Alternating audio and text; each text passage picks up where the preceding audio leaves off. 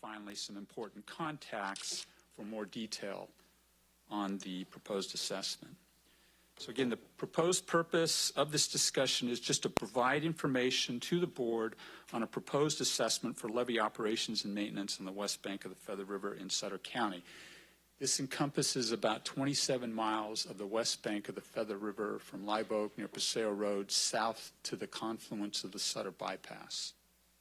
Okay, so that's all we're talking about here. This is a proposal at this point.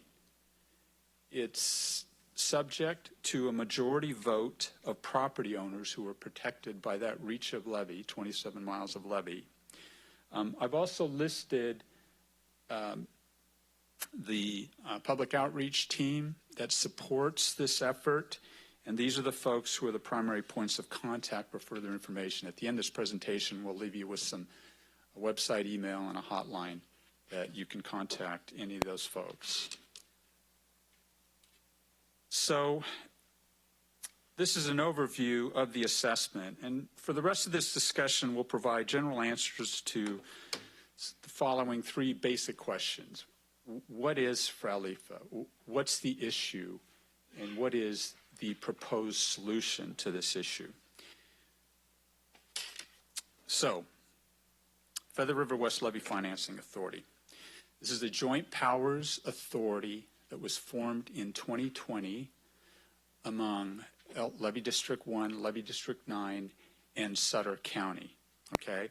And it was set up to explore the long-term funding of levee O&M. So back in 2020, when the Feather River West Levee project was being completed, there's recognition that there was a bunch of new stringent standards, new regulations, new rules that were going to have to be funded in future levee operations and maintenance. So back in 2020, these three agencies formed a joint powers authority to explore ways of maintaining these now newly rehabilitated levees for the long term.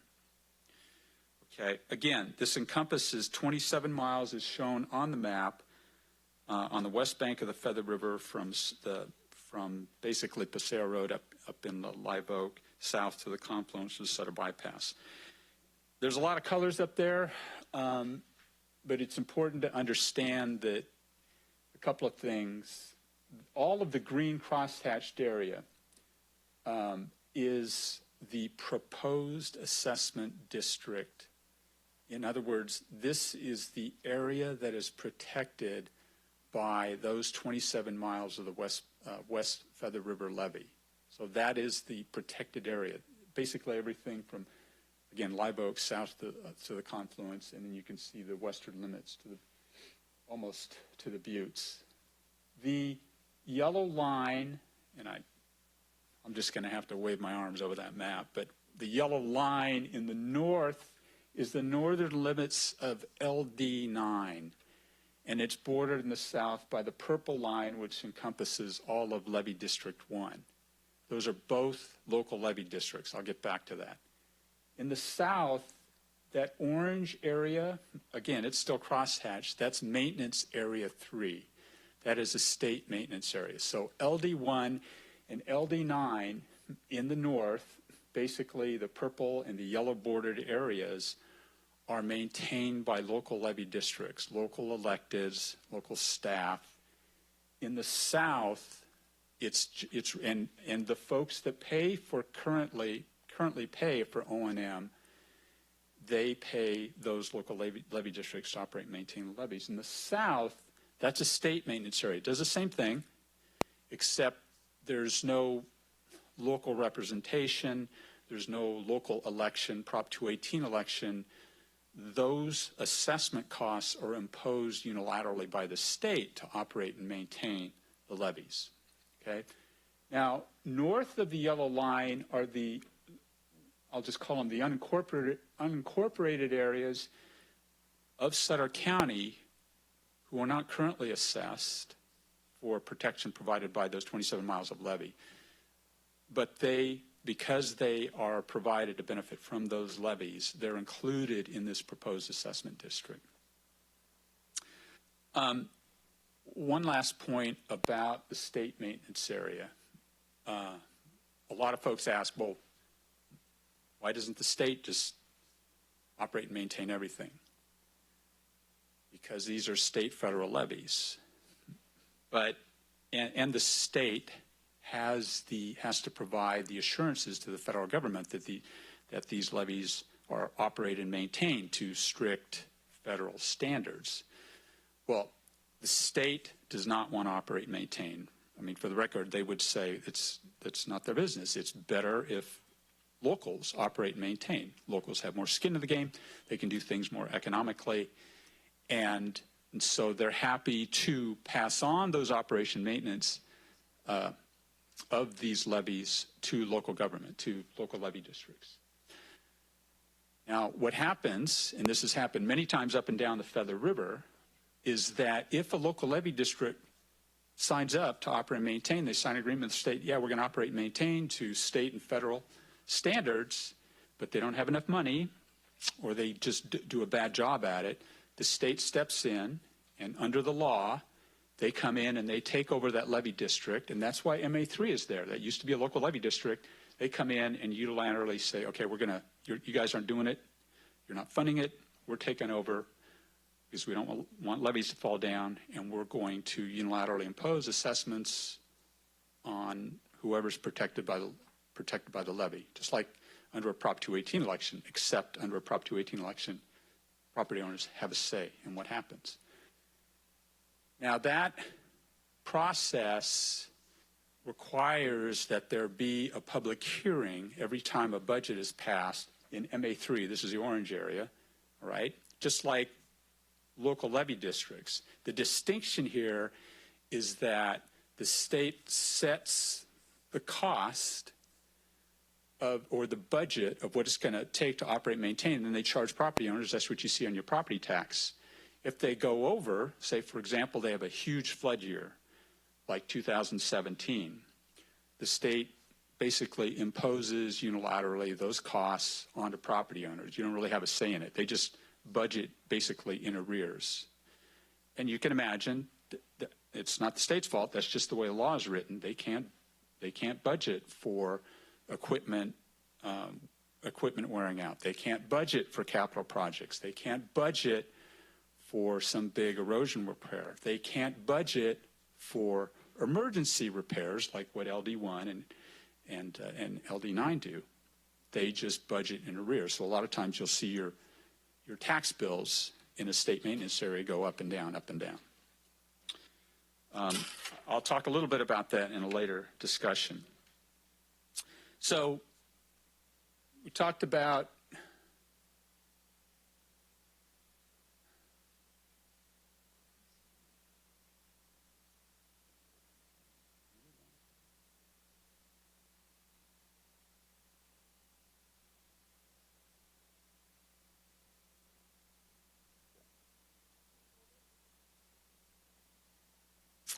I should have learned how to push buttons before I got up here.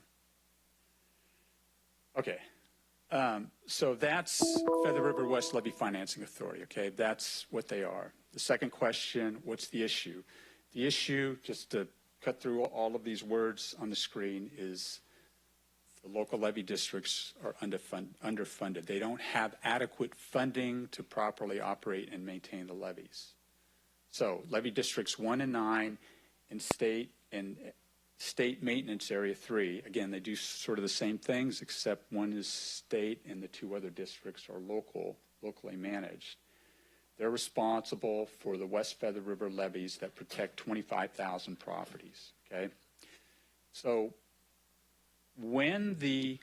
as I described earlier, when the levees were rehabilitated, all but 1.6 miles of the lower Feather River, of these 27 miles that we're talking about, when they were rehabilitated, largely with state and federal money, it wasn't like free money. Here's $380 million, go do good things. It came clearly with new criteria because the state and federal government want to see that investment operated and maintained, and standards have changed. Really, ever since Katrina back in 2005, regulations have ramped up and there's new requirements. And it's a good deal for Sutter County because Sutter County got a boatload of money compared to the local matching money in order to repair those levees. But those criteria do cost money. And these budgets that were prepared by Levee District 1 and 9, I think the last time that Levee District 1 prepared a budget were under requirements that were back in, or for the last assessment was back in 1999. And so the costs have gone up as a result of all of this new work, new levees essentially that have been constructed. Levee O&M is, I probably don't have to tell this group, Levee O&M is critical for four reasons. One clearly is just, you get a new car, you don't let the car, you change the oil, you maintain the car, you maintain it for the long term. So there's reduced flood risk just from the existential risk posed by the levee. You reduce that flood risk by maintaining that levee. Reduced FEMA National Flood Insurance Program insurance rates and building restrictions. So in order for the especially the urbanized communities to maintain reduced NFIP insurance, you need to conform to operations and maintenance requirements, right? Retention of federal emergency assistance and levee repairs. Since I think the last time that we looked at this since 1986, every time there's a big storm, because these are federal levees, if you operate and maintain your levees to a certain standard, you qualify for what's called PL 8499 assistance. That's emergency assistance. That's worth a lot of money. I recall that even back in 2010, between 1986 and 2011, over $50 million of federal money had been put into this basin for emergency assistance. You don't get that unless you maintain your levees to operate and maintain those levees to that federal standard. So again, it's a good investment. And finally, the most recent state regulation that has been passed is SB 5 back in 2007. And in order for urbanized communities to develop and to develop their communities, you need to maintain levees to an urban standard. In other words, these are just more requirements to maintain 200-year certification for communities like Live Oak and Yuba City that have more than 10,000 residents. This allows local communities to grow wisely and to develop. So again, the issue is simply that existing funding is inadequate. What will happen if we just maintain status quo, and that's an option, you can maintain status quo, is that eventually in a 1 or 2 years time, LD1 and LD9 will run out of funding. They will become insolvent. And then the state, as they have in MA3, MA7, MA16 up north, in many other areas, the state will simply come in and take over if LD1, LD9 are unable or not funded to operate and maintain. And what that means is that costs will go up and local control goes away. The funding gap. This is the annual funding gap. So the total needed on an annual basis to maintain 27 miles of levee is $1.9 million. The existing funding is $621,000. That leaves a gap of $1.3 million that the levee districts are underfunded to maintain 27 miles of levee. So the proposed solution is and this is the last question, is after the formation of the the agency, is an operations and maintenance assessment under the aegis of Prop 218 to adequately fund required levee operations and maintenance activities. Okay, I've already described where it is. Now, I'll go through the schedule later after Drew says a few words, But just to sort of cut to the chase, the proposal is to put out an engineer's report which lays out the basis and the formulation of this proposed assessment district. Ballots would be sent, mailed to property owners in April 13th or mid-April 2022, and balloting would close on June 15th, 2022. If approved, the new assessment would replace all existing assessments LD1, and it would also replace the current state assessment in MA3 upon MA3 annexation. Okay, so that is something that would have to take place through a separate process, but 6 months to a year, it would follow the successful balloting, if it were successful. So the assessment, the details of the formulation of the proposed assessment district will be in the engineer's report, and that's going to come out on March 2nd. But basically, the assessment formulation is based on 4 factors: the location of any given property that's protected by the levee, land use, the acreage of the property itself, the size of the structure, and then an estimate of content value.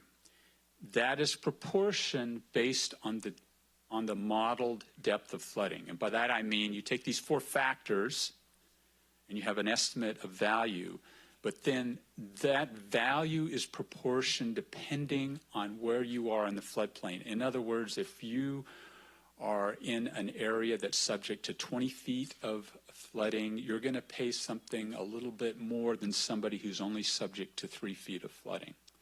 Okay, so that's the basic formulation. The details will be provided in the engineer's report. So here's an example. This is a real example. This is a typical resident, I think in South Yuba City, structure footprint of 1,100 square feet, property size 7/10 of an acre, flood depth zone. So the flood depths are broken up into tranches of 0 to 2, 2 to 4, 4 to 6. Flood depth zone is 2 to 4 feet. The estimated assessment for a typical residence is $24 a year. So some key points. This is subject to voter approval. First point, property owners decide if this assessment is worth it. There will be a cost regardless of your vote. In other words, there's no such thing as a no-cost vote. You're either going to pay a local levy assessment district, or you're going to pay the state of California when they eventually take over. There's no alternative. Your vote determines if the costs, again, are imposed by the state or determined by local interests. Okay, so under a yes vote, local control, consistent, predictable costs. I talked about under a maintenance area, the state can't budget going forward. They can only budget in arrears. Lower long-term costs. A no vote, LD1 and LD9 goes insolvent. Local control goes to the state. The costs will vary, and there'll be increased long-term costs. So I'm going to turn it over to Drew, and he'll talk about the specifics of what the levee district does.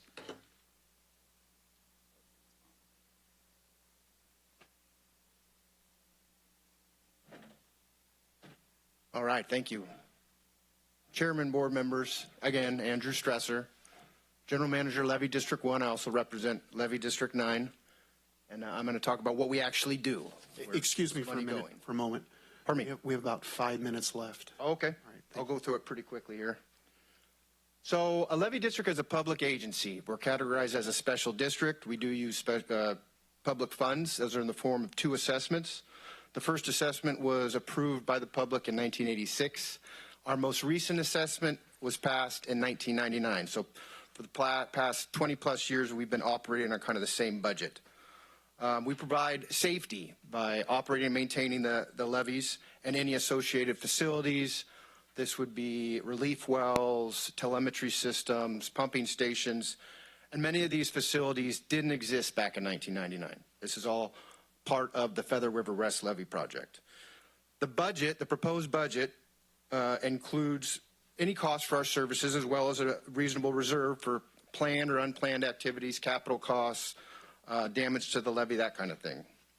The majority of the assessment money comes from people that benefit from the levee. So they do a flood modeling approach to this, and if there's a breach and your property gets wet, you pay your fair share. And Mike talked about kind of the factors that go into formulating that cost. Our existing costs are 3 permanent staff, that includes me, for 27 miles of levee.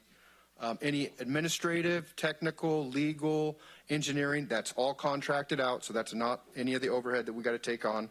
And then we do have our facility and equipment that we use.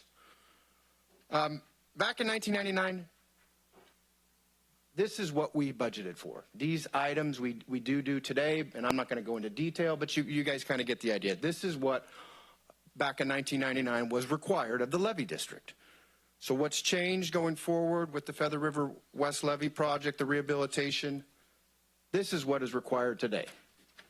We don't need to go into detail, but I guess you guys kind of get the picture. This is your $1.3 million budget gap, and that's why we're in front of you today. So I'm going to let Mike go over the balloting process and scheduling going forward. I'll do this in a minute. So I talked earlier about the Prop 218 process going forward. Ballots are mailed 40 days before the public hearing. Only benefiting property owners vote. It's a weighted vote. $1, 1 vote. Engineer's report describes all of the details of the formulation. We talked about that is a majority vote. A majority of voting property owners carries the day. If not, it doesn't pass. Okay. Ballots must be received by the close of public hearing on June 15th. And if approved by property owners, it's up to the Frau Lefer board to adopt the assessment. So I'm just going to point, this is a schedule. It's on the website. It's in the presentation. Some important dates to note is that the engineer's report will be out for public review, posted on the Frau Lefer website. I'll give the contact information. On the 2nd of March, there will be a public board meeting, a Frau Lefer board meeting on March 9th. It's going to be a workshop. So the engineer's report will be out, and there'll be a workshop. Everybody's invited to discuss the engineer's report and the formulation. April 13th is when the notice of intent, that's when the ballots noticing the intent to propose an assessment district. The ballots are sent out on the 29th. There'll be an open house on May 3rd, and then that's a public meeting, and then balloting is closed on June 15th, and then the results are announced a week later. These are some important contacts. There's a hotline. It's a voicemail hotline. Leave a message, your APN or your address, and we'll get back to you shortly thereafter. You can also email questions if you have a question about anything, and we respond. And there's also a website. There's a website calculator as well that you should take a look at that allows you to look up your APN and see what the proposed assessment is going to be. If you have any questions, please contact us directly through one of those 3 means. And that's it. Through the chair. Oh. Yes, Supervisor. First of all, I'd like to thank Michael. For those who may not be aware, Michael was our Sabuca leader for CEO / director for many years. How many years ago did you leave, Michael? Us? Abandon us? Seems like forever, but it was about 3 years ago. Yeah. 3 years ago. He did a great job for us, and that's why our levies have been improved. People like Michael and his predecessor did a great job in getting the levees improved and repaired. But now we must maintain these levees that we spent many millions of dollars rebuilding. And that's what this assessment is about. One question I have for you, Michael, is you said a majority of the property owners is a majority of the property value, correct? It's a majority of those voting.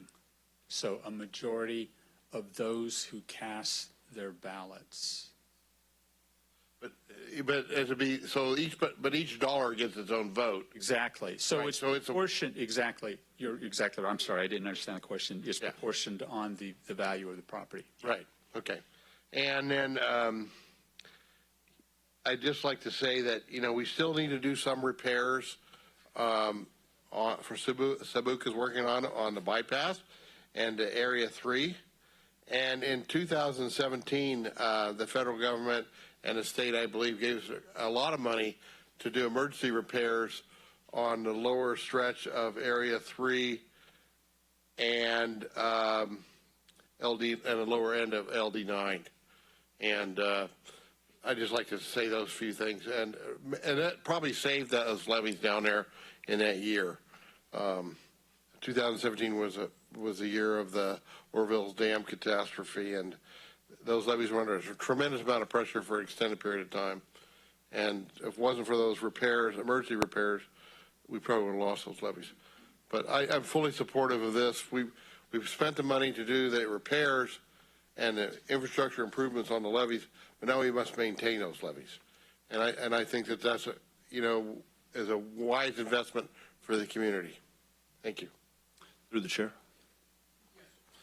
Thank you guys for your presentation.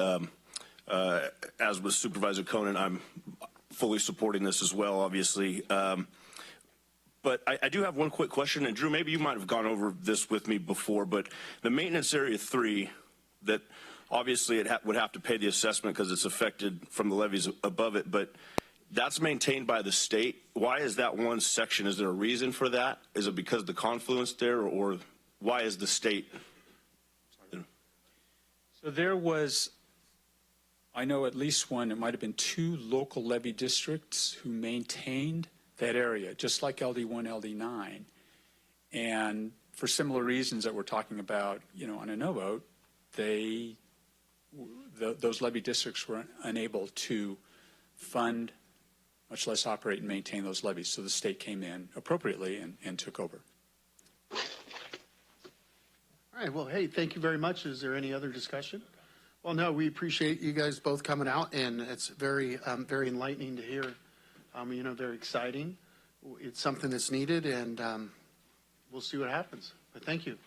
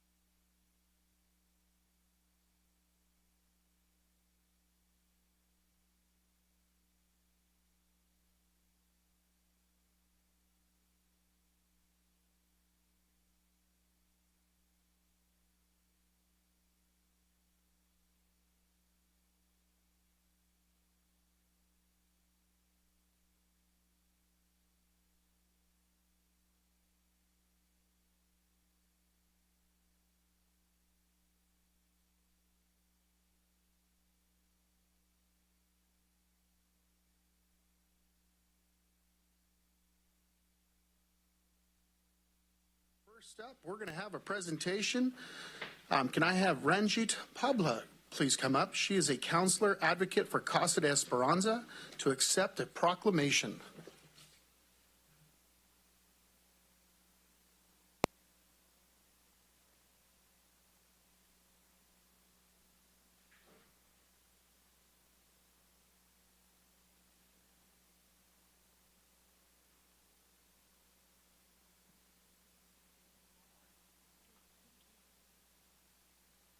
All right. Today we are given this proclamation on behalf of Board of Supervisors. Board of Supervisors, this is for Teen Dating Violence Awareness and Prevention Month, February 2022. February 2022. Whereas females between the ages of 16 to 24 are more vulnerable to intimate partner violence, experiencing abuse at a rate almost triple the national average. And whereas 1 in 3 adolescent girls in the United States is a victim of physical, emotional, or verbal abuse from a dating partner, a figure that far exceeds victimization rates for other types of violence affecting youth. And whereas high school students who experience physical violence in a dating relationship are more likely to use drugs and alcohol, are at a greater risk of suicide, and are much more likely to carry patterns of abuse into future relationships. Whereas young people victimized by a dating partner are more likely to engage in risky sexual behavior and unhealthy dieting behaviors, and experience may disrupt normal development of self-esteem and body image. And whereas nearly half of teens who experience dating violence report that incidents of abuse took place in a school building or on school grounds, and whereas only 33% of teens who are in an abusive relationship ever tell anyone about the abuse, and 81% of parents surveyed either believe teen dating violence is not an issue or admit that they did not know if it was one. And whereas by providing young people with the education about healthy relationships and relationship skills, and by changing attitudes that support violence, we recognize that dating violence can be prevented. And whereas it is essential to raise community awareness and to provide training for teachers, counselors, and school staff so that they may recognize when youth are exhibiting signs of dating violence. And whereas the establishment of Teen Dating Violence Awareness and Prevention Month will benefit young people, their families, schools, communities, regardless of economics, status, gender, sexual orientation, or ethnicity. Whereas everyone has a right to a safe and healthy relationship and to be free from abuse. Now, therefore, be it resolved that the Sutter County Board of Supervisors do hereby proclaim February 2022 Teen Dating Violence Awareness and Prevention Month throughout Sutter County. We urge all residents to work toward ending teen dating violence by empowering young people to develop healthier relationships, assisting victims in assessing the information and supportive services they need, creating better and more resources for young people in need, instituting effective intervention and prevention policies in schools, and engaging in discussions with family members and peers to promote awareness and prevention of quiet epidemic of teen violence. Passed and adopted this 8th day of February 2022. Thank you very much. Thank you. Thank you. Please give me a round of applause. Would you like to say a few words? I want to thank all the chair and the board members for supporting us, and even the community. Thank you for ongoing support. Without you guys, we cannot help the victims who need our help. It's not only girls who go through it, even young teen boys, they go through the same thing. So do support your kids, listen to them, hear their voice, don't ignore it if they are saying something to you. So, yeah, thank you.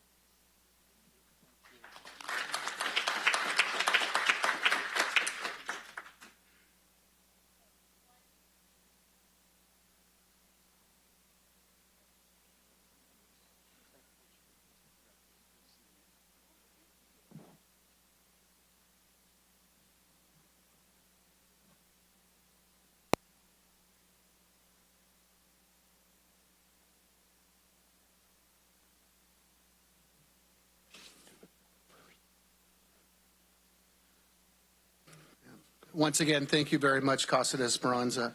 As we're, as a parent of 4 young, 3 girls and a boy, it's a big deal. I mean, it's like I said, it's something we got to talk about in prevention. Thank you, Casa. Thank you. All right. So with that being said, we are going to move on to public comment. Our first up is Bjorn Pedergerza. All right. Thank you.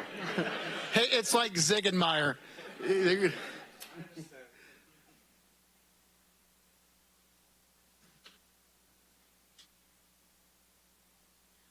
All right. Sorry, I got to read this. Sorry about that. The consent count. Oh, I'm sorry.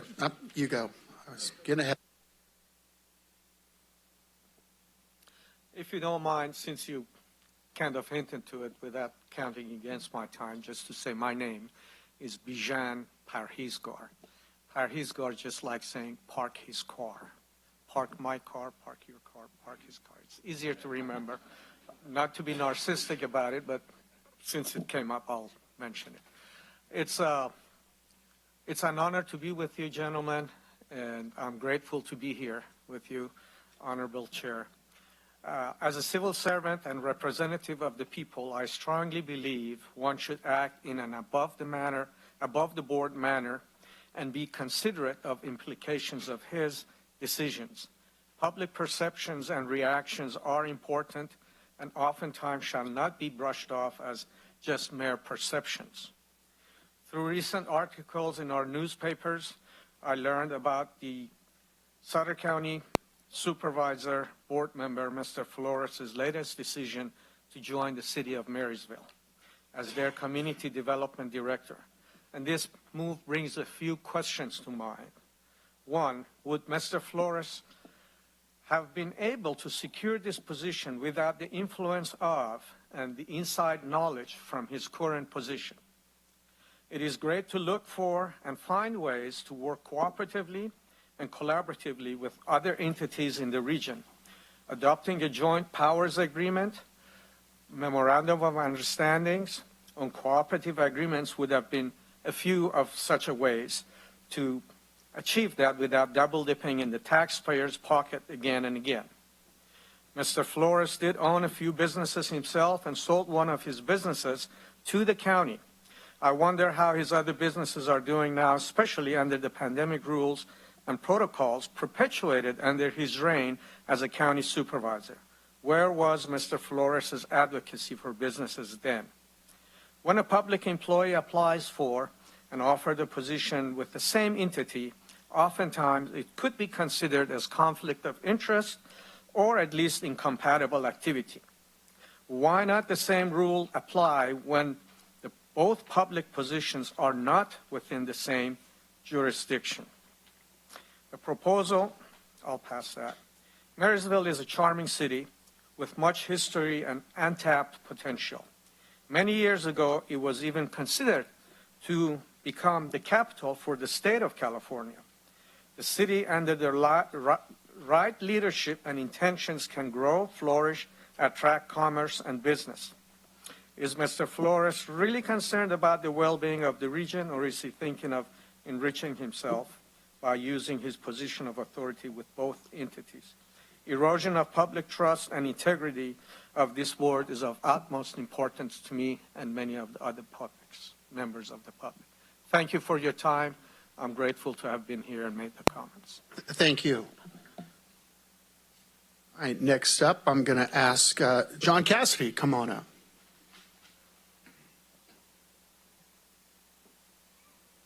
Thank you, Mr. Chairman and Board of Supervisors. Good to see you all. Just want to make a comment about Mr. Flores. I've known Dan for many, many, many years. Been here since 1985. I've seen a lot of stops and starts as far as business development goes on both sides of the river.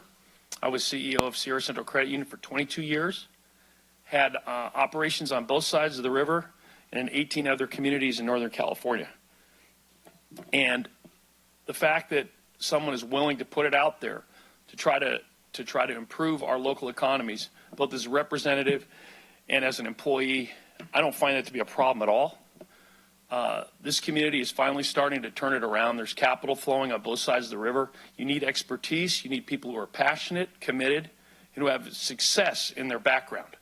And I think we're very fortunate, not only on the Board of Supervisors, but also now in the city of Marysville, to have that. And I think what can happen as a collective is the best thing that could happen for this community. And I thank you for listening to me today.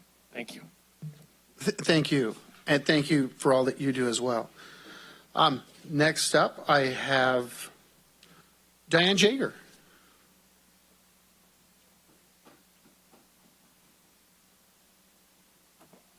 Good afternoon, gentlemen. Just a few things. As you know, I'm the research geek. Sorry, I just make apologies now. But as I'm going through federal and state law requirements for pre-election residency confirmation postcards, I noticed that there needs to be the card sent out 90 days prior to the direct primary. And I'm wondering if that has been done in order to verify actually residency. The other question is, has there ever been a sort done per address? Because as Supervisor Baines mentioned to me, that multiple people registered at the same address, whether they live there or not.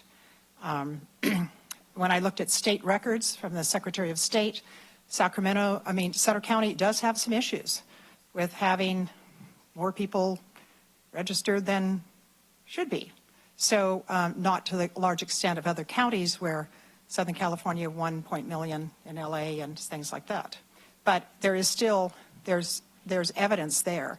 And especially after finding documentation that shows that there's 140,000 people that have showed their birth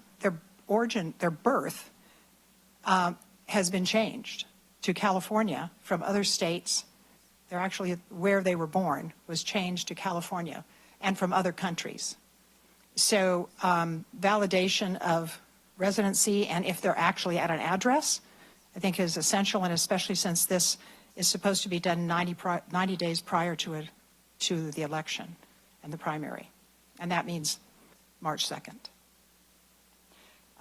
Second thing is I would really highly recommend that the board consider having town hall meetings a number of times during the year.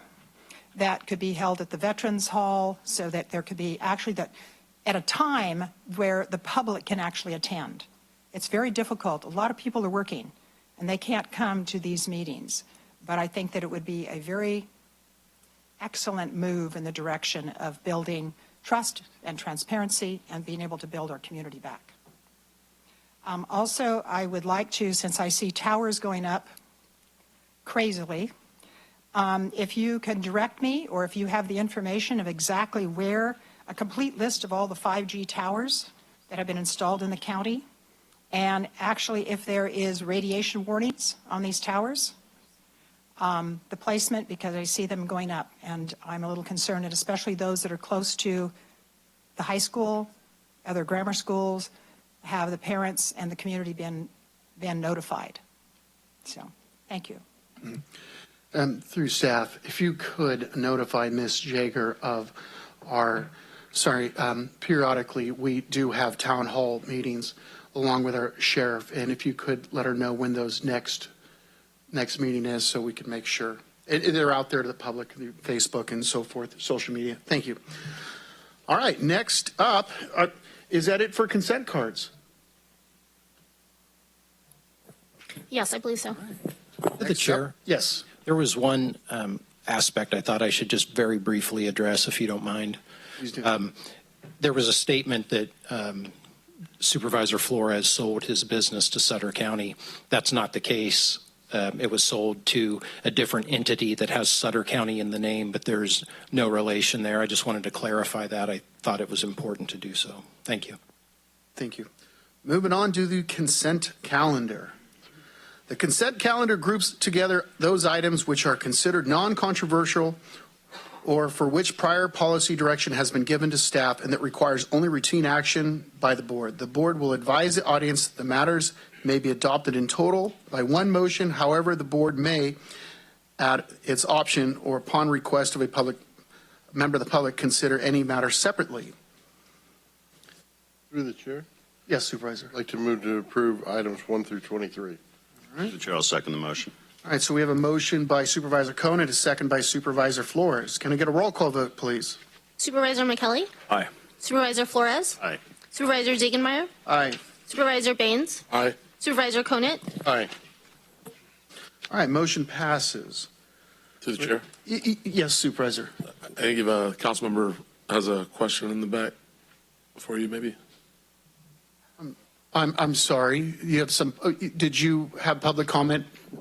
Yeah, I did, Mike, but I usually I thought you were going to ask if folks who didn't fill out the card wanted to say something. I just stopped in real quick. You know, let me reverse right here and let's, I'm sorry. Can we? We're Yes, able to do please. that? All right. Yes. And just to clarify, my name is Sean Harris, and I'm here as Sean Harris, resident of Yuba City. I wanted to take some time to stop in today, and first of all, thank you for your time, but I want to speak on behalf of Mr. Flores right here. Dan has received a lot of criticism in this community because he took a job over in Marysville as your economic development director. For whatever reason, I mean, we pride ourselves on being a community, a small town community where we know one another, we support one another, we live next to each other. But we have to learn to give our folks the benefit of the doubt. He's criticized for having inside information. Well, I tell you what, that's what anybody gets hired for a job. That's the person you want to hire, is the people who have the experience. And the double dipping accusations, much like John, I have no problem with that whatsoever, because he has the experience to draw upon, the connections, the network, and the professionalism to do the job and do it right. And I guarantee, having known Dan for several years, he knew the criticism may have come up, because it looks, Mike, it's reasonable to perhaps ask a question about the situation, but he was never asked. All he has been is attacked. No one has ever sought to clarify with him, hey, Dan, what do you think about this? What does it potentially look like? They just make assumptions that the worst case scenario is what's going on. And how dare he make $1 along the way to feed his family and help himself out. His experience, his knowledge, and his expertise is worth something, and I guarantee that man will do everything he can above and beyond to help this community. I know, I think a comment was made also about where was he to help businesses, okay? Just throwing shade. No time taken to ask him or find out the answer to the question. Just throwing shade and creating drama. I don't appreciate that as a resident here. But I know, because I saw him do it many times. He was walking Plumas Street, talking with our Downtown Business Association, doing everything he possibly can to help our businesses get through COVID. Not a doubt, no problem with it whatsoever, and I wish him the best of luck. And forgive me, I got a kid on the way home from school. I got to be there for him when he gets there. No, thank you. Can you please make sure, just have a card filled out for the record. Thank you, council member. All right, so with that, we are going to adjourn as the Board of Supervisors and convene as the In-Home Supportive Service Public Authority Governing Board. And can we let the roll call vote stand, please? And Tanya Beebe? Approval of the fiscal year 2021 to 2022 budget for the In-Home Supportive Services Public Authority. Good afternoon. I'm here today as program manager to recommend the Public Authority Governing Board to approve our budget for fiscal year 21-22. We apologize that this budget is coming to you late. We've had lots of staff changes, and with COVID, getting things through was a little delayed this year. So we are requesting a budget of $820,374. The federal and state revenues are $756,436. We have an interest apportionment revenue of $5,456. The county general fund this year contribution is $58,482, which is a decrease, should make you guys happy, of $124,322. So, and that's due to the MOE and some different things that we've been able to do. So that is our budget for this year. Is there any questions from the board? With that being said, can I get a motion to approve? Move for approval. Second. So I got a motion by Supervisor Flores, a second by Supervisor Baines. Can I get a roll call vote, please? Director McKelly, Aye. Director Flores, Aye. Director Ziegenmeyer, Aye. Director Baines, Aye. Director Conant. Aye. Motion passes. With that, we're going to adjourn as the in-home supportive service public. I'm sorry, I have one more thing. please. I wanted to introduce Melissa Drover, who is our new staff analyst for the Public Authority, and she is now doing the day-to-day operations, managing the Public Authority. So I'm doing some other things, but she's going to be the primary contact. Welcome. Thank you. Thank you. Thank you, guys. All right. So with that, we're going to adjourn as the in-home supportive service public authority governing board and convene as the Waterworks District Board. So put your other hat on. Can we let the roll call vote stand? And Mr. Hay? Good Up to afternoon, bat. Chair and Supervisors. So this item is similar to item number 11 that was on the consent calendar.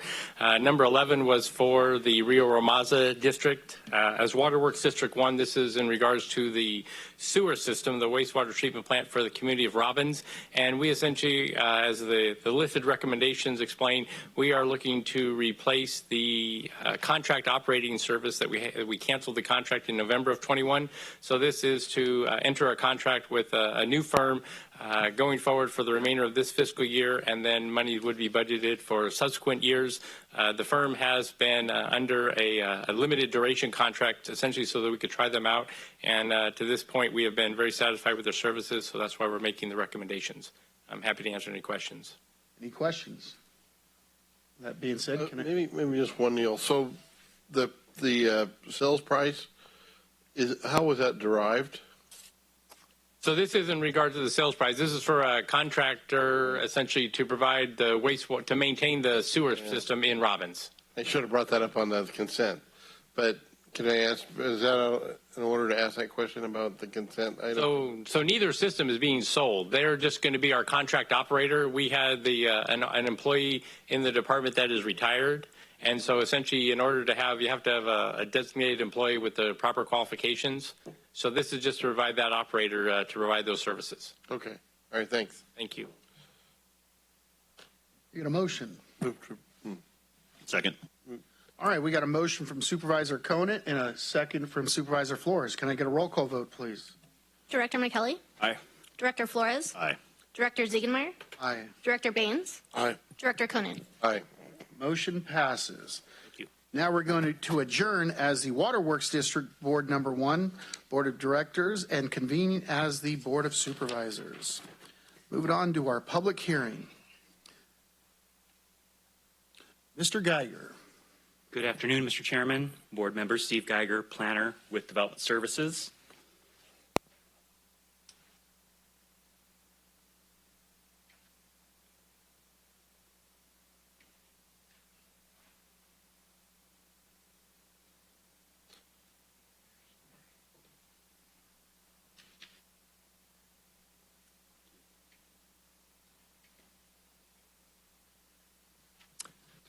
Okay, this project is a variance application. The applicant is proposing to construct what is a solar shade structure as an accessory use to the existing irrigation basin and water pumps that are located on the subject property.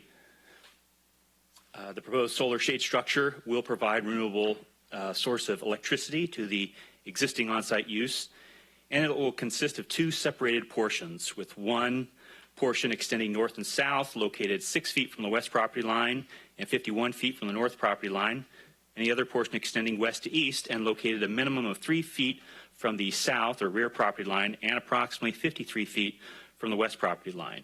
The shade structure is proposed to be 13 feet in height. Now, the zoning code contains specific development standards for accessory structures such as solar shade structures, which are included in your staff report.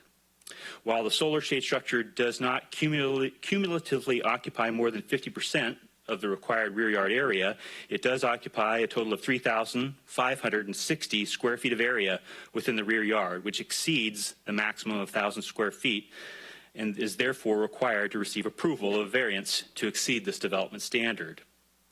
There are 5 required findings that must be met in order to approve a variance The required findings, along with staff's analysis, are included in your staff report.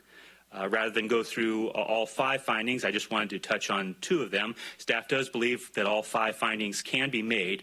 Finding number 1 deals with there being a special circumstance applicable to the subject property, such as location, shape, size, surroundings, topography, or other physical features, which makes the variance necessary so that the property owner is not deprived of privileges that are enjoyed by other properties in the vicinity of the area.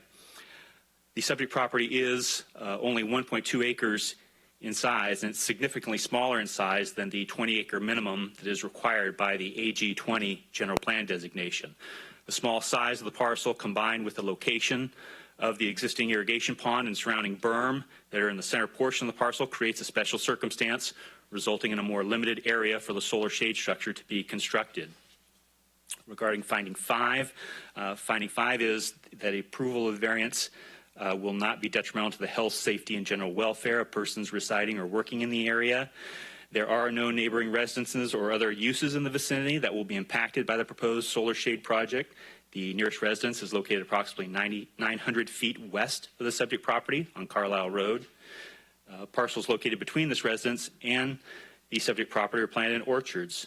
So the proposed solar shade structure will therefore not be easily visible from the nearest residence that's located to the west.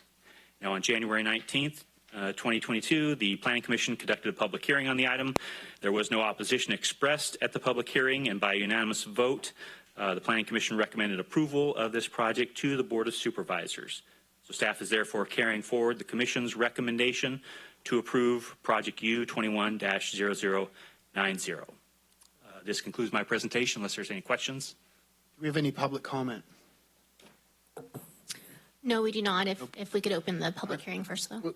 Yep. Oh, I'm sorry, open up the public hearing. No public comment. No public comment. All right, with that being said, we'll close the public hearing and we'll bring it back to the board. Move to approve. I'd like to do 26, 27. I don't think we can legally do that. You know what? They're both the same item, almost. It's both approved unanimously by the Planning Commission, both.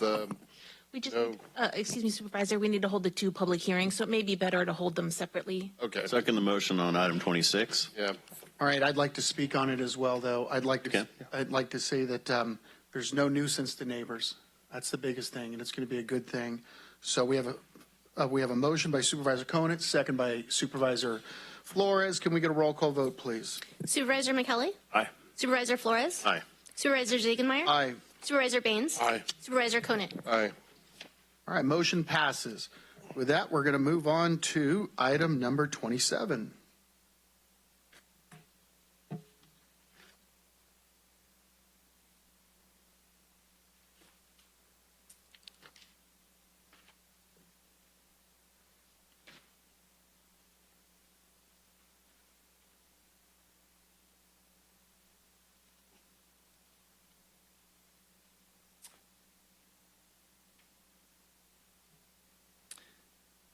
Okay, so this is a very similar item. Solar shade structure, again, going to consist of 2 separated portions on the property. Again, the same height, maximum height of 13 feet. The solar shade structure, again, runs into the issue with the coverage in the rear yard area exceeding the 1,000 square feet. A total of 3,554 square feet of area will be covered, which necessitates the need for the variance. Staff does believe, as in the first item, that all 5 findings can be made, and on January 19th, 2022, the Planning Commission conducted a hearing on this item. There was no opposition expressed at that public hearing, and by unanimous vote, the Planning Commission recommended approval of this project to the Board of Supervisors. So again, staff is carrying forward the Commission's recommendation to approve this project U21-0091. All right, and with that, we're going to open up the public hearing. Is there any public comment? No, there's not. We're going to close, and we're going to bring it back to the board for discussion. Move approval. Second. So, Supervisor Baines beat you. We're going to go with a motion by Supervisor Flores, second by Supervisor Baines over there. Supervisor McKelly? Aye. Supervisor Flores? Aye. Supervisor Ziegenmeyer? Aye. Supervisor Baines? Aye. Supervisor Conant. Aye. Motion passes. Next, we're moving on to item number 28.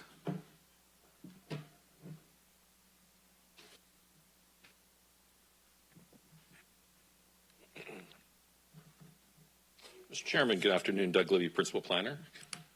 So this next item is a tentative parcel map to divide 7.2 acres into two parcels, size 3.4 and 3.8 acres, each with a conveyance with a residential development right from a non-contiguous property located at 4089 Pleasant Grove Road, Pleasant Grove, California. The applicants are Justin and Kirsten Jerome. So this project is very similar to home site parcel projects which come forward fairly routinely and are generally approved by the Planning Commission. What makes this particular project unique, and I'll go to the first map, the project site is located southwest of the intersection of Stripland Road and Pleasant Grove Road. You can see the small size. On a home site parcel, we generally have, you're separating out a home site up to 3 to 5 acres in size from a larger piece. This area is zoned general ag and it's general planned ag 80. What makes this unique is general plan policy AG 1.10, and that allows for the voluntary transfer of development rights. And what is proposed here is, if I fast forward, so the project site in South Sutter County is located right here. The family owns a 541-acre agricultural parcel that is west of Highway 9970 on the south side of Catlett Road. And back in the late 90s, they did a similar process and did a voluntary transfer of a development right to this area for construction of a home. They're proposing the same thing today. So the reason why this project has to come forward to you is because the existing development rights agreement that is on this 541-acre parcel has to be rescinded and replaced to deduct the residential development right from it and to allow for that to be that home constructed. Now, staff does believe that this is a viable option because the proposed home site parcel will be clustered with existing homes that are already established and will not introduce a new home into an area where no homes exist today. The existing 7.2-acre property is already an existing substandard ag property, and staff believes it is a better use of ag land to accommodate an additional home site and protect through the conveyance of development rights an existing 541-acre ag property. This project is subject to the California Environmental Quality Act. An initial study was prepared, giving rise to a mitigated negative declaration. There were 3 mitigation measures included in the project, one pertaining to noise for timing of construction of the new home site, and the others was dealt with cultural resources and should any be encountered in the future construction. This item also went before the Planning Commission January 19th, and there was no public opposition expressed, and it was unanimously recommended for approval to your board. That would conclude my comments, unless there are any questions from the board. Through the chair. Hold on, we're going to open up the public hearing. And is there any public comments? No. We're going to close the public hearing and bring it back to the board for discussion. Yes, Supervisor. Move to approve. Second the motion. All right, we have a motion by Supervisor Baines, a second by Supervisor Flores. Can I get a roll call vote, please? Supervisor McKelly? Aye. Supervisor Flores? Aye. Supervisor Ziegenmeyer? Aye. Supervisor Baines? Aye. Supervisor Conant? Aye. All right, motion passes. Moving on to appearance items. Item number 29. So, Mr. Chairman, I will just continue on. So this next item is to receive the Natomas Basin Conservancy Implementation 2020 Annual Report. As you're aware, Sutter County and the City of Sacramento are signatories to the 2003 Natomas Basin Habitat Conservation Plan, or NBHCP, and its implementation agreement.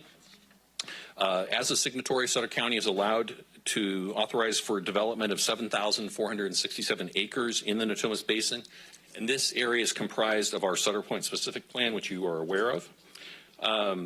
Your staff report includes their 2020 annual report, and that includes information about the land mitigation fees that have been paid over time, acreage totals, how much land is managed by the Conservancy, It includes information regarding the Conservancy's budget, their endowment fund, as well as historical data on the Conservancy's annual HCP fee. It also includes information about what is going on in the Conservancy as far as incorporating new land acquisitions into the system of preserves, drought management for preserved land in coordination with the Sacramento Area Flood Control Agency, or SAFCA, on its Natomas Levee Improvement Project, as well as coordinating with Sutter County on its implementation of the Lakeside at Sutter Pointe project. I did want to mention, as one of my final comments, that they're separate from the report. There was information given to staff by the Conservancy over the last month, and that is that they did achieve a milestone, and that they recently acquired some additional land, which basically allowed them to achieve a 2,500 acre of managed land by the Conservancy on the west side of the Natomas Basin. So just east of the Sacramento River, kind of northwest of Sutter Pointe. And this is significant because this was one of the challenges that when there was one of two federal lawsuits filed against the HCP, that there was a question on the viability of the Conservancy being able to establish enough mitigation land down in to protect the covered species. And this 2,500 acres was a real milestone. And the reason why that's important is because in the coming years, the Conservancy is going to have to file a kind of a midpoint life review of its accomplishments with the wildlife agencies. And this will be a significant point to be made because it will mark as a significant achieved task and will accrue as a benefit to the parties of the HCP, which is Sutter County and the City of Sacramento. So that would conclude my comments unless you have any questions. Thank you, Mr. Levee. Is there any questions from the board? Any discussion? All right. Moving on to item number 30.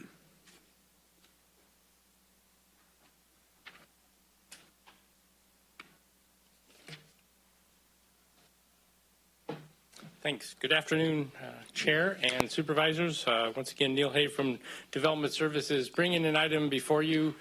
As the Sutter Pointe project gets going, they have been developing the improvement plans with their consultants, Wood Rogers. And as they go through that process, we're having the documents checked in-house with staff, and then additionally we have an external plan check firm. And from time to time, there are issues that will come up that are essentially considered variations from our standard improvement plans, which were last approved in 2010. Our department is planning an improvement or an update, to those standards in an effort to bring them more in line with at least your urban development standards. So through this process, there are going to become variances that come up, and with this action, we're seeking to have your board give me the authority just for the Sutter Pointe project to be able to approve documented variances to our design standards. Your packet, the staff report, includes an example. If we scroll down a few pages, just essentially as to what the variance would look like. So essentially, I've included a copy of that as our current standard, and then the next sheet is essentially what the engineers would provide. This is an example from a project in Sacramento County.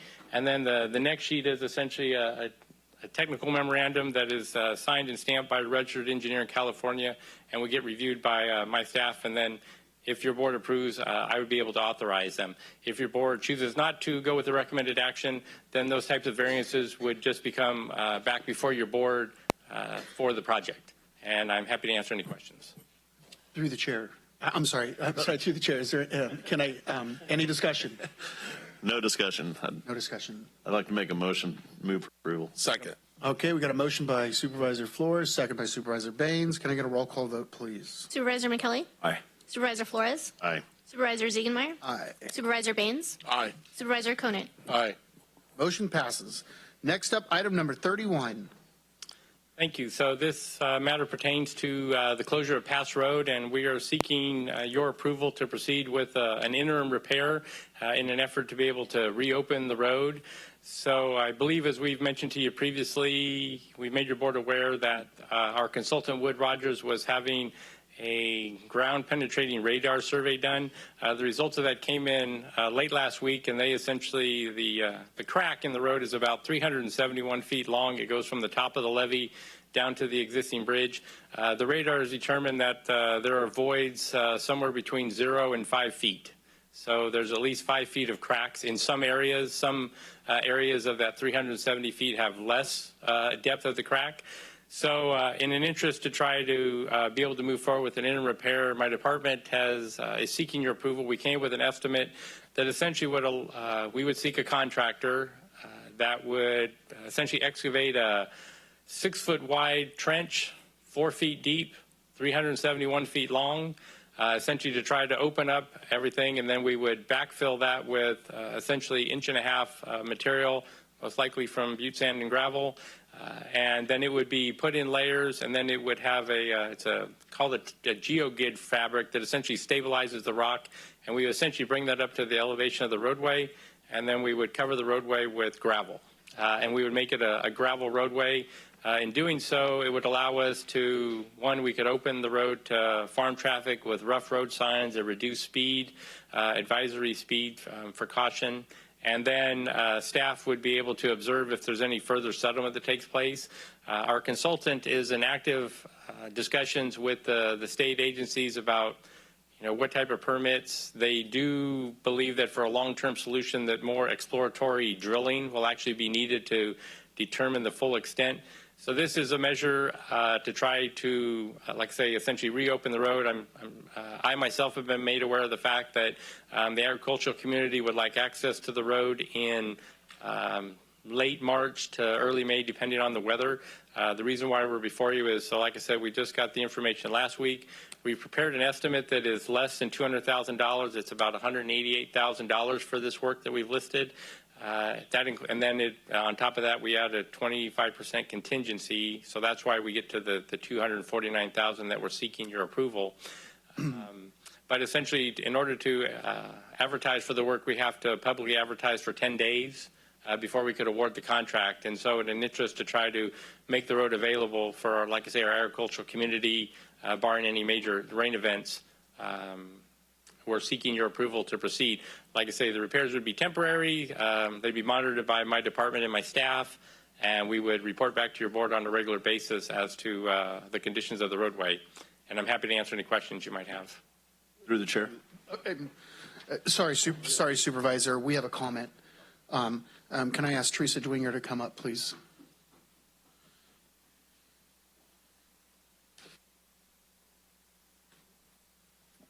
Good afternoon, Chairman and Board. I'm a farmer, a hobby farmer that lives on Pass Road, but I also have a full-time day job that uses that road.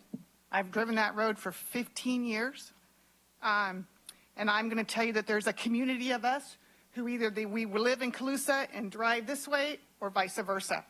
I don't know them by name, but I would pass them every day and there'd be waves. And depending on what time of the day I left my office. In January alone, there were 2 head-on crashes in 20 that we can definitely attribute to the fog. That's one of the reasons I avoid that road when it's foggy. You have to pull up to 20, roll your window down and listen so you know cars are coming before you pull out. There's a gentleman that took a gamble and opened a restaurant in the middle of the pandemic, and he told me his business dropped 22% the day that road was closed. So again, small business affected by this project. And I just heard Friday when I was commuting to work the long way that Shasta's at 67%. There's not going to be a rain event, so I am really hoping that the state will listen to your guys' request to give us the chance to fix it. And I appreciate your time, and I appreciate the efforts that everybody's doing, but it is really important that we get that road open. For my farming friends, emergency personnel, because some of my neighbors rely on Meridian Fire for life support. And there's a 10 to 15 minute delay if they have to go 20 West Butte. Thank you. Yes, Supervisor. Thank you. Neil, so do we have any idea, like an estimate of how long it's going to take to do the temporary repair? Once you start? Probably about 2 weeks at best. Okay, that's not too bad. Okay. And then as far as the permanent fix to this issue, when would we be able to start on that? So I will say it still is undetermined, and that's why we're trying to seek a way to open the roadway. I think essentially it's going to depend on to what extent the county wants to go because of the potential cost implications. The next steps from here would be to, like I say, to do these exploratory borings to where they essentially get the limits of the settlements and the erosion that's taking place below grade. And then it's a matter of how that extends, if it extends into the levee prism, if it extends into other areas. If we go outside of the roadway prism, then we will need environmental permits from the Army Corps of Engineers, and that can take 12 months. Okay. So and the reason I ask is, I mean, obviously the permanent fix to this is going to take much longer to do, but then also you have the inconvenience of doing it in the summer where you're using the road the most for farm traffic. And so, but anyways, I was just curious about that. Thank you. Thank you, Supervisor. Supervisor Conan. So, Neil, so quick question is, do we still have to get a permit from the state to do the digging, or are we already done with that? So our consultant has gotten a temporary, they have a temporary dialogue going about what the extent of the digging could be done potentially without a permit, or we could perform the work within the constraints of a permit that would probably be issued by the time that we're ready to have the work performed. We've been dialoguing back and forth via email about that. Essentially, we cannot cut into the levee prism, so which is fine if you're close down to the bridge, but as you get closer up to the toe of the levee, the state has said you cannot excavate into it. So it may affect the depth of the excavation that we could go. We do have a profile of that levee, but under no circumstances can we excavate into the levee prism. Through the chair. Oh, go ahead. Sorry. So one more. So Neil, what's your estimated time of completion? Because you think you have that permit sort of lined up with the consultant. When would you start construction? When do you think it would be done? So ideally, if your board were to approve things today, my department would put the project out to bid this week. And then we have to bid it for 10 days, so probably 11 days, and then we would award the contract, and it would take a week. So you're looking at, that's 3, and then I say it's about 2 weeks worth of work or less, so that's 5 weeks. So essentially we'd be done last week of March, third to fourth week of March if we proceed at this time, if we can go faster. But that's why before your board, the state requirement for 10 days of bidding. Through the chair. Through the chair. Sorry. Supervisor Flores. So what you're saying is if we let you go home right now, you can start working on this thing, right? So. Well, I will say, yeah, we've obviously already started working on it just to be prepared. So I say let's get her done. So through the chair, I make a motion. Second. Move approval. All right, hold on. I'd like to speak. Of course. Yeah. Go first and a second, though. Well, my thing is, this is why I ask. Why is it taking this long? Let's go. It's things like this that we have to push. We have to push public safety. This is when you see the vehicles and the farm equipment traveling up and down that road that's 14 feet wide, 18 feet wide. And you're going to see a lot of it, and it's already started. All right, springtime's here. It's not raining. So we got to push this and be done with this as soon as possible. But we got a motion by Supervisor Flores, a second by Supervisor Baines. Can I get a roll call vote, please? Supervisor McKelly? Aye. Supervisor Flores? Aye. Supervisor Ziegenmeyer? Yes. Supervisor Baines? Aye. Supervisor Conant? Aye. Motion passes. Moving on to item number 32. Thank you. Thank you. Hey, Neil, don't leave yet. I have a little present for you later.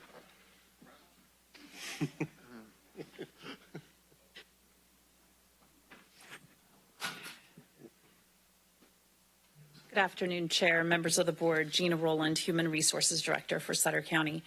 This item before you is a recommendation that you approve a new memorandum of understanding between the County of Sutter and the Sutter County Peace Officers Association for a period through to June 30th, 2024. This is our first negotiated agreement with this new bargaining unit that includes deputy sheriff, sheriff sergeant detectives, and DA criminal investigators. We began meeting in August of 2021, and reached agreement or tentative agreement on terms on February 2nd, 2022. The members ended up ratifying the terms of the tentative agreement, and that is this contract that's before you today. So the agreement includes a number of equity adjustments as well as salary increases.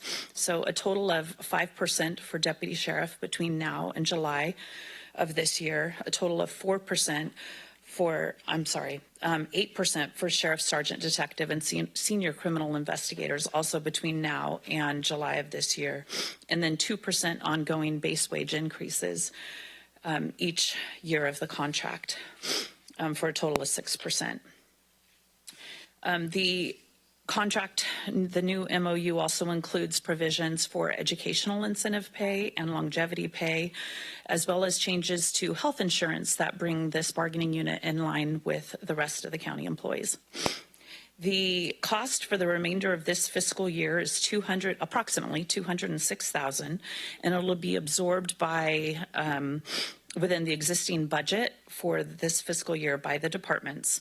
Next year, the estimated cost is $785,760, and those costs will be included in the recommended budget for next year. Lastly, I'll be coming back to the board on March 8th to recommend that we extend similar provisions negotiated with this group to other sworn law management classes. And I'm happy to answer any questions you may have. Through the chair. Yes, Supervisor. I think we're all very happy that this got done and want to thank you for all your hard work, Gina, and Greg Ramirez and Leanne Link and our CAO, Steve Smith, and, for our Sutter County Sheriff's deputies and investigators. It's a much deserved raise, and I think we're all happy to do it. But thank you for your work. Appreciate it. Move to approve. We have a motion by Supervisor Conant, second by Supervisor Baines. Can I get a roll call vote, please? Supervisor McKelly? Aye. Supervisor Flores? Aye. Supervisor Ziegenmeyer? Aye, and a big thank you. Thank you. Supervisor Baines? Aye. Supervisor Conant? I'll ditto Mike's. Thank Yes. you, everybody. Motion passes. Outstanding. Moving on to item number 33, follow-up reports and announcements. Thank you, Honorable Chair and Supervisors. I do have a couple things. I was asked to follow up on a few issues from the last meeting. One of them was on the intersection at 99 and Oswald. And so I'll just read this off real quick. On December 14th of last year, the board authorized the execution of a construction cooperative agreement with Caltrans in the amount of $1.5 million for the county share of the construction improvements at the intersection. Caltrans has secured their portion of the necessary funding, and construction is scheduled for fiscal year 24-25. The county's engineering consultant is completing the environmental document and the preliminary engineering sheets with the installation of traffic signals at all four legs of the intersection as the preferred alternative. So not the roundabout, that was also the other alternative. And the Development Services Department will return before the board in the future, likely this coming fall, with a completed environmental document for your review and approval. If there's no questions on that, I can go to the next item. Please. So there was a request to give an update on dispensaries. I'd mentioned the city of Yuba City has spoken and held public comment on dispensaries. The county has not, but it was interesting timing because last week there was an article in the paper about cultivation of marijuana and the crime problems in Yuba County, and then it all where it is illegal. And then the paper also mentioned Lake County, where cultivation is legal, and I believe sales are legal as well. So I reached out to the CAO's office there to see if any of the information or verify the information in the article. They did mention to me that last year their cultivation tax brought in approximately $8.5 million in revenue for their county, and they have about 226 acres of cultivation in Lake County, and they're looking at around likely $10 million this year from cultivation tax and about $400,000 from a business tax revenue, which I think is related to sales. So I just wanted to offer that information. That article covered some issues where, it didn't state sources. So some folks were saying the illegal cultivation was causing crime in Yuba County and that it would be better to legalize it, but we don't know who that person was or if they have any credentials or any real knowledge of that subject. So I didn't want to rely on that. And then the final was on 5G. We haven't had much discussion on that other than the occasional comment. I know there's been an issue with the airports in the U.S. with 5G. So I just wanted to go over just a couple quick things. We as a county cannot by law regulate wireless telecommunications. That's handled by the FCC related to the Telecommunications Act of 1996, which states, no state or local government or instrumentality thereof may regulate the placement, construction, and modification of personal wireless service facilities on the basis of the environmental effects of radio frequency emissions to the extent that such facilities comply with the regulations contained in that chapter concerning the environmental effects of such emissions.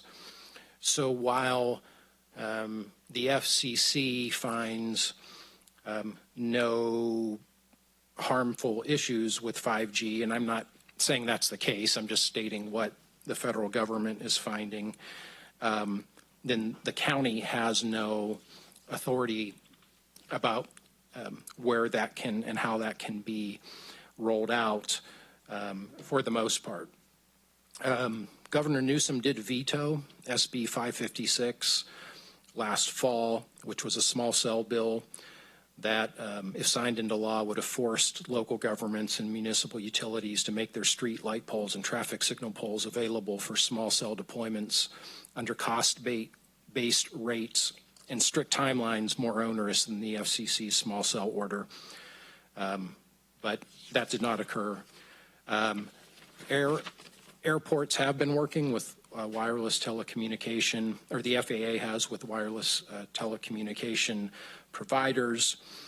The latest information I have is that the FAA has approved 20 altimeters that allow approximately 90% of the U.S. commercial fleet to perform low visibility landings at most airports in the 5G deployment areas. The FAA anticipates some altimeters would have to be retrofitted or replaced. And then I think lastly here, there was a Dr. Marvin Ziskin, Emeritus Professor of Radiology and Medical Physics at Temple University Medical School. This was from an article, stated that the claim that EMF radiation from 5G has and will have an enormous impact on your immune system is inaccurate. Ziskin added that was added without any scientific justification. The weight of evidence leads to the conclusion that full effects on the immune system are to be expected from 5G networks operated within national safety standard limits. That's his opinion. You know, as a doctor, I don't know. Anyone can be right or wrong on something. So no judgment there. Just wanted to provide that update. Thank you. All right, with that being said, we'll move on to correspondence. Sorry. So, I'm sorry. Let's yes, Supervisor. Yeah. Thank you. Quick question just on item 36. And I don't know if Steve or Neil, if you'd want to respond to this, but I was noticing that since May of last year, we're at, I think it was 141,000 received in fines. Do we know, with still another 3 or 4 months left, are we about on par of what we thought we might generate as far as revenue from that, or are we below, above? Where are we? I would say we're certainly above. So we budgeted $50,000 in revenue from code enforcement fines is what's budgeted in our department. Yeah, for the fiscal year, I should say that's for the fiscal year. In the previous fiscal year, it was even less than that. So, the department is holding administrative hearings on a regular basis, and the goal actually is to try to avoid fines and get the compliance earlier. But yeah, we want to make the monthly report to your board as to our activities. Oh, that's good news. Thank you. Sounds good. Okay, moving on to correspondence. We'll nothing else to report there, so we'll move on to district reports from the supervisors. We'll start out over here with Supervisor Baines.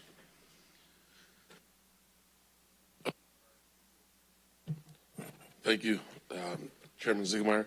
Just a couple comments, I guess. One is Yuba College's girls basketball. Tonight's their last home game, 5:30.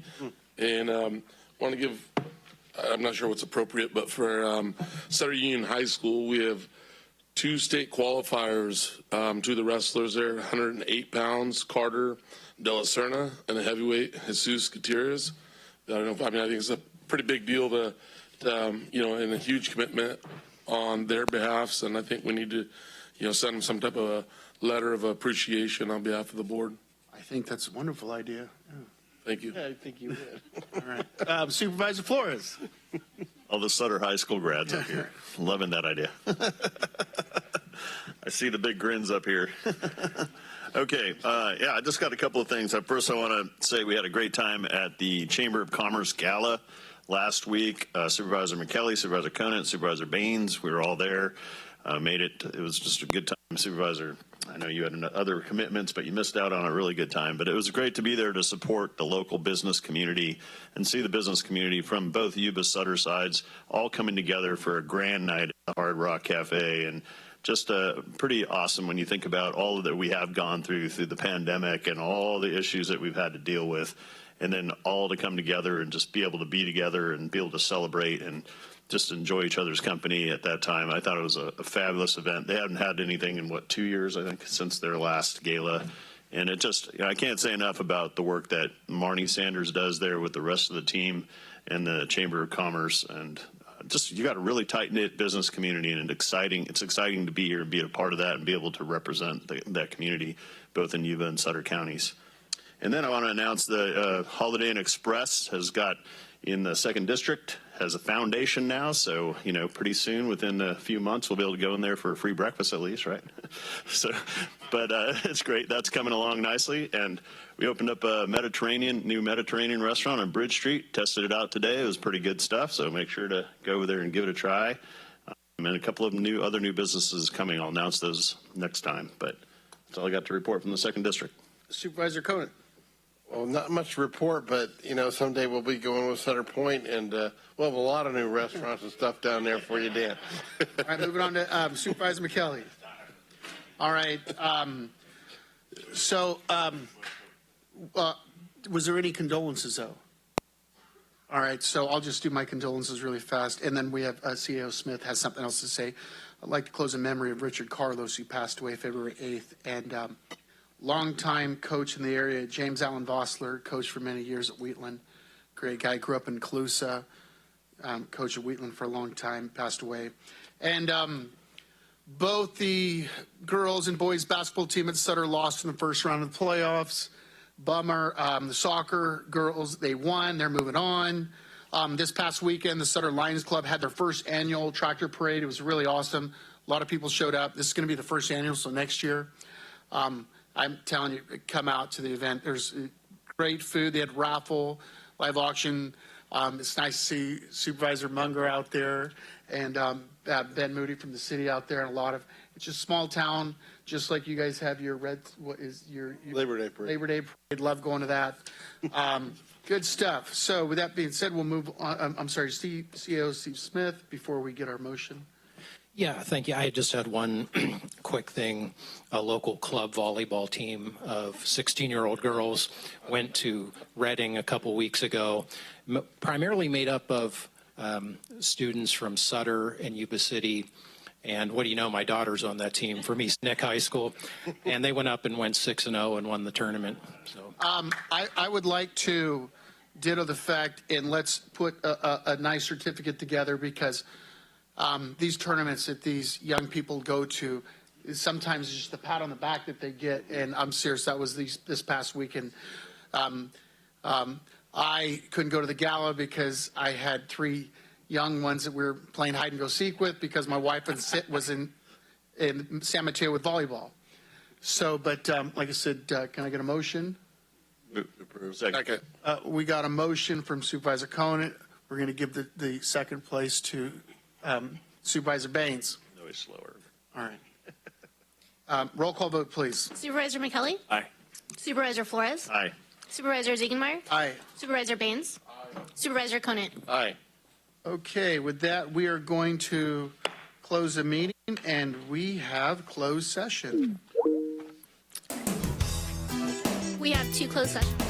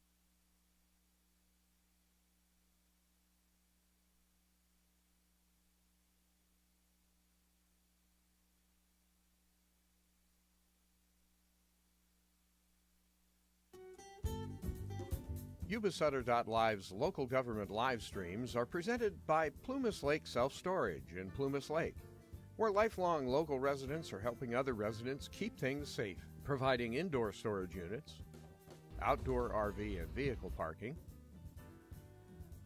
moving supplies, and Penske truck rentals. Details at PlumasLakeSelfStorage.com.